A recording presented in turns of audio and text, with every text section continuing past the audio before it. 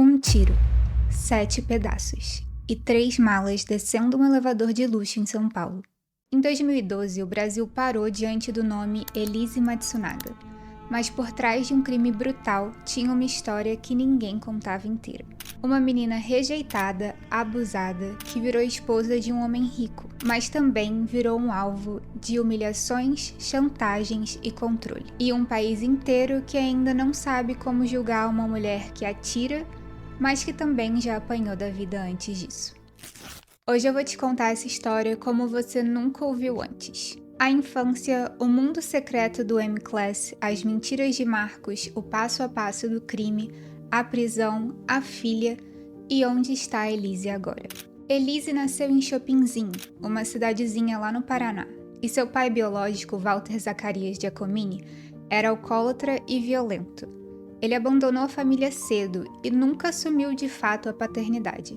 Já a mãe, Dilta, sobrecarregada, precisou deixar a Elise e a irmã mais nova aos cuidados de parentes enquanto trabalhava em Curitiba como auxiliar de cozinha e diarista. Essa infância foi marcada por carência, solidão e, mais tarde, pelo trauma mais profundo da sua vida: o abuso sexual cometido pelo seu padrasto Chico.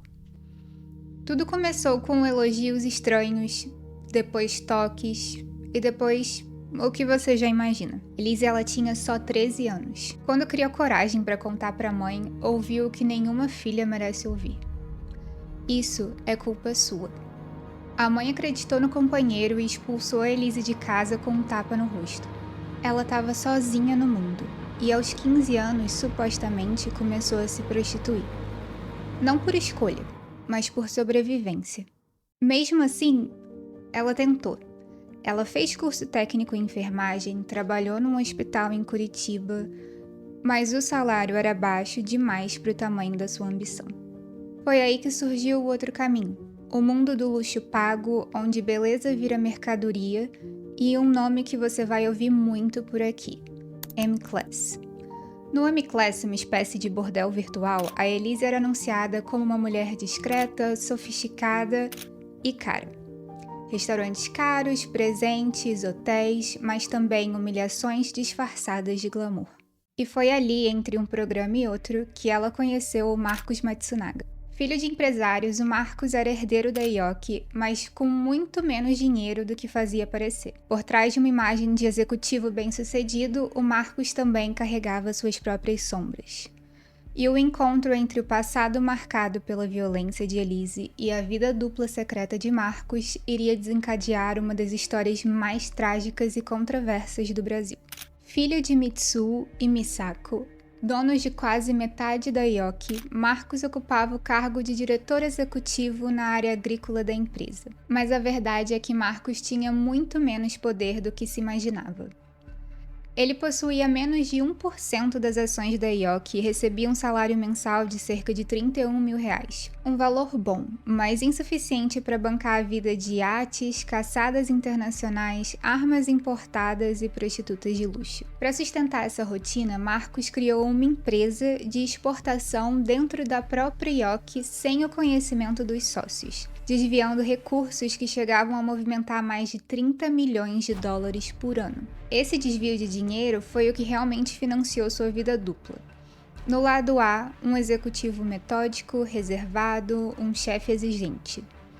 No lado B, um misógino viciado em prostitutas, violento nas palavras e apaixonado por armas, vinhos caros e charutos. O Marcos, ele tinha um padrão na sua vida amorosa. Em 2003, ele casou com a Lívia, uma funcionária de chão de fábrica, de uma origem muito humilde. No início, parecia um conto de fadas. Viagens para a Europa, lua de mel na Grécia, mansão no Alto de Pinheiros, mas a paixão rapidamente deu lugar ao tédio e o casamento esfriou, e Marcos voltou a procurar as prostitutas. Nos fóruns de prostituição, ele usava o handle Whorerider. Ele detalhava os encontros com linguagem violenta e chegava até a dizer que sufocava as mulheres com travesseiro para elas fazerem silêncio. Quando ele conheceu Elise, ela era bonita, mas tinha algo a mais. Um ar de fragilidade que ele parecia querer dominar de alguma maneira. E o que era um programa virou uma fixação.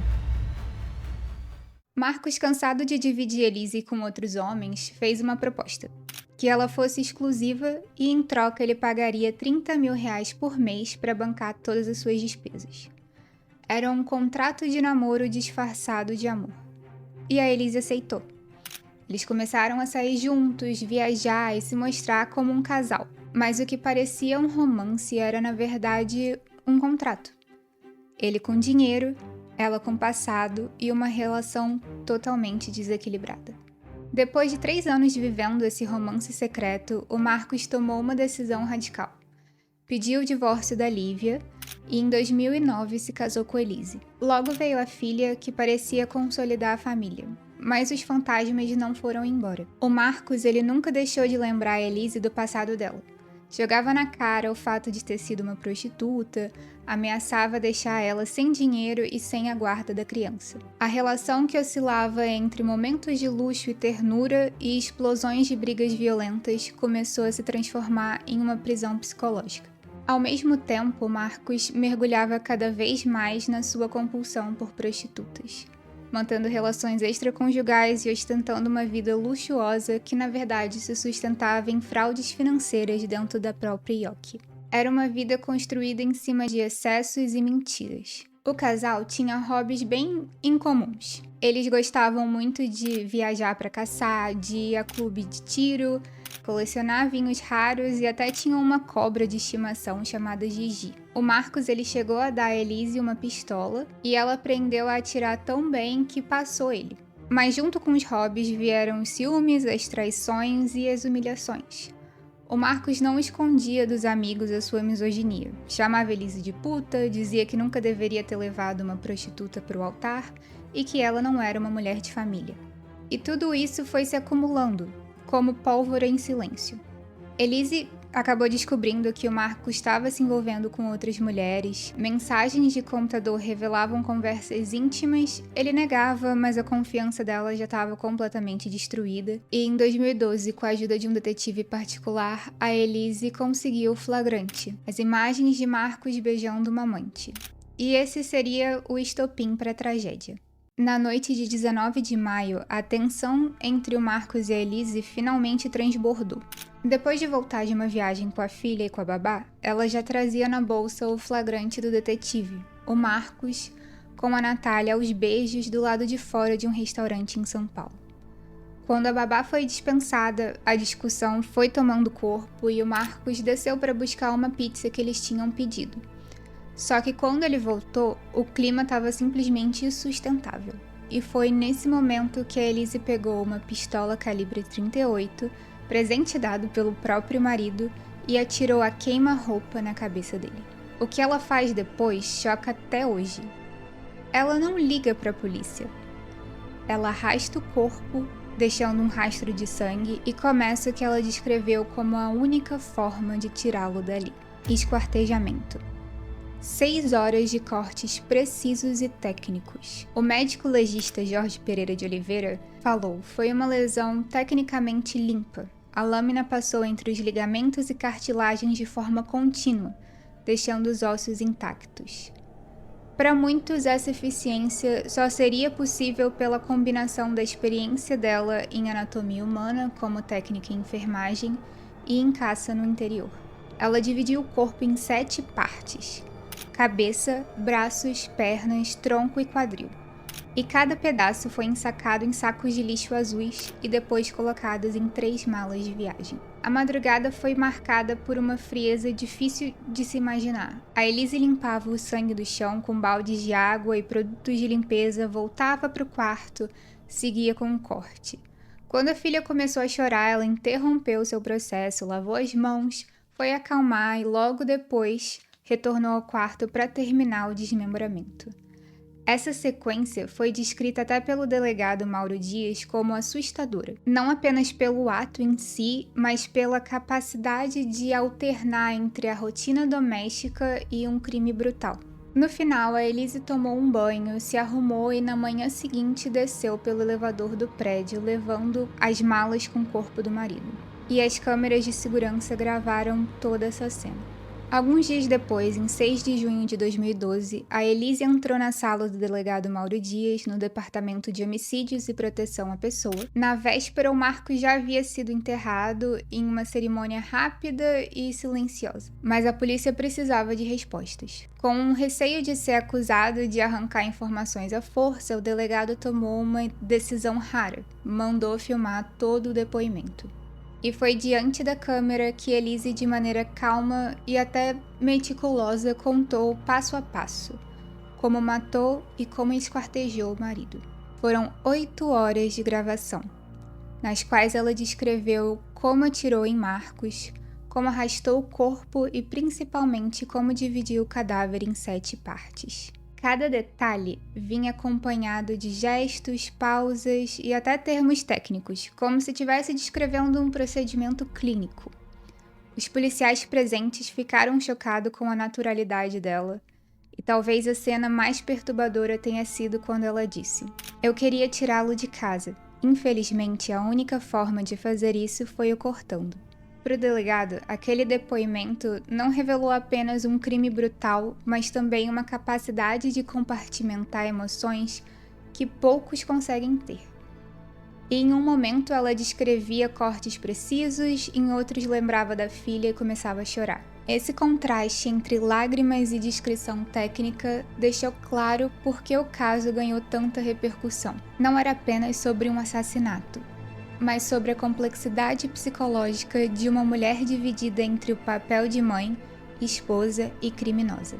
Elise mata em 19 de maio, é indiciada em 18 de junho e é denunciada em 19 de junho por homicídio triplamente qualificado e ocultação de cadáver.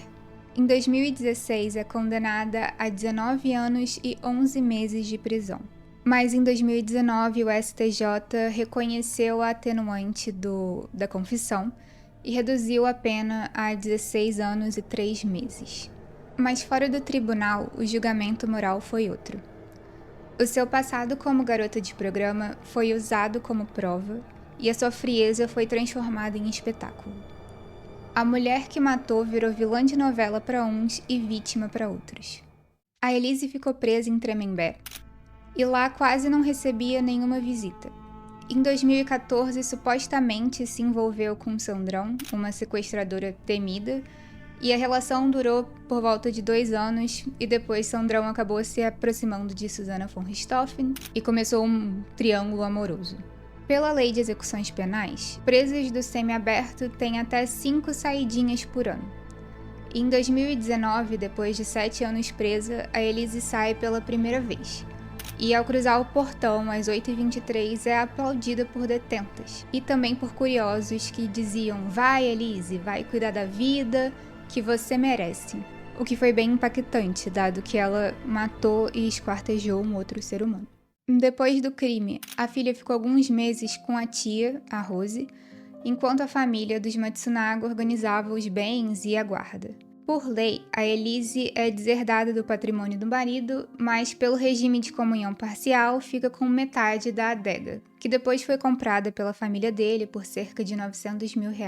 A menina é criada pelos avós Mitsuo e Misako, e hoje ela tá com por volta de 14, 15 anos e mantém distância da mãe. Segundo o biógrafo Ulysses Campbell, os avós acionaram a justiça para retirar o nome de Elise dos documentos da neta e são contrários a qualquer reencontro antes da maioridade dela. A Elise aceitou participar do documentário da Netflix, talvez como uma forma de se aproximar da filha e contar a própria versão da história. Hoje, Elise trabalha como motorista de aplicativo em Franca, São Paulo.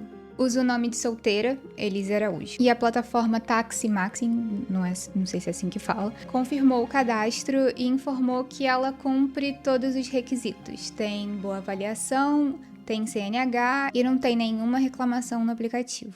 Em liberdade condicional, ela é responsável por se sustentar financeiramente. Então essa foi a maneira que ela encontrou de tocar a vida fora dos holofotes. A série Tremembé, que vai ser lançada dia 31 de outubro, recoloca essa história no centro. A prisão que reuniu os casos mais midiáticos do país, a dinâmica entre as presas famosas e como a mídia constrói vilãs. não é só sobre a Elise. É sobre como olhamos as mulheres no banco dos réus e o nosso apetite por um espetáculo quando a tragédia é de outra família. O caso da Elise Matsunaga deixa a gente diante de uma dicotomia difícil de ignorar. De um lado, a gente tem a menina marcada pela pobreza, pelos abusos, pela rejeição da própria mãe, pela prostituição precoce, uma menina com uma vida cheia de dor e violências que ajudaram a moldar quem ela se tornou. E de outro, a gente tem a mulher capaz de atirar no marido a sangue frio, esquartejar o corpo em 7 partes e tentar manipular toda a família para encobrir o crime. Para muitos, Elise é ao mesmo tempo a vítima e a assassina. E talvez seja justamente por isso que a gente ainda não sabe onde colocar ela direito. Essa dualidade ela acaba gerando debates até hoje. Será que a Elise foi movida pelo desespero de perder a filha ou pela ganância do dinheiro? Foi uma reação à violência de Marcos ou um crime calculado? Não existe resposta simples, mas esse contraste de fragilidade e crueldade é justamente o que torna o caso tão perturbador e inesquecível. Elise matou, confessou, foi condenada e é importante dizer, nada justifica o assassinato do Marcos. Nenhuma humilhação, nenhuma traição, nenhum trauma autoriza ninguém a tirar a vida de outra pessoa. O que a gente faz aqui é tentar entender o que levou ela até aquele dia. As circunstâncias, as dinâmicas de poder, os preconceitos sociais, para conseguir enxergar o quadro inteiro. Mas e aí? Depois de tudo isso, você enxerga que a Elise agiu por desespero ou por frieza? Me conta aqui nos comentários, porque eu quero muito ouvir a visão de vocês. E antes de encerrar, eu queria agradecer demais a todos vocês que assistiram, curtiram e principalmente comentaram no último vídeo. Eu li cada comentário e fiquei muito feliz em ver o quanto vocês gostaram do vídeo e se interessaram pela história da Hilda. E agora eu quero ouvir de vocês. Qual caso vocês gostariam que eu trouxesse nos próximos vídeos? Deixe aqui nos comentários, porque eu sempre leio e muitas vezes é a partir de vocês que surgem as melhores ideias. E se esse vídeo fez sentido para você, não esquece de curtir, se inscrever e compartilhar. Isso ajuda muito o canal a crescer e manter viva essas histórias que não podem ser esquecidas. Então é isso, gente. Até o próximo vídeo e tchau!